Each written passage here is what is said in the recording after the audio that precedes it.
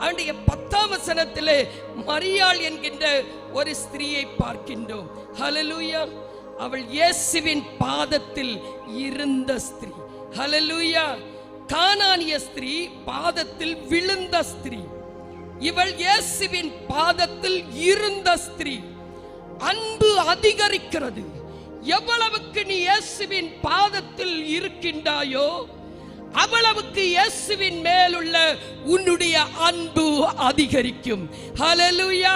மார்த்தாளை போல உலக கவலைகளை எண்ணிக்கொண்டு இருந்தால் இயேசுவின் அன்பு உன்னில் பூரித்து எழும்பி அவர் உன்னை குறித்து சாட்சிகரிக்க முடியாது. ஹல்லேலூயா, ஹல்லேலூயா, ஹல்லேலூயா. தேவையானது எது என்பதை அறிந்து கொள்.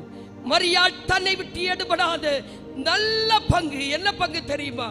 அவருடைய பாதத்தில் இருந்தார். இதனால் இயேசு மேசியா என்பதை, அவர் மரிப்பார் என்பதை விசுவாசித்து அவருடைய தலைக்கு எண்ணெய் பூசுகிறார். ஹல்லேலூயா.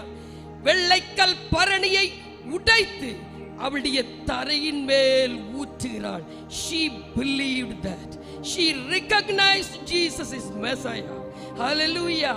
அவர் மேசியா, அவர் சொன்ன அத்தனை விசுவாசித்தாள். அவருடைய பாதத்தில் காத்திருந்தாள், நற்கிரியை செய்தாள்.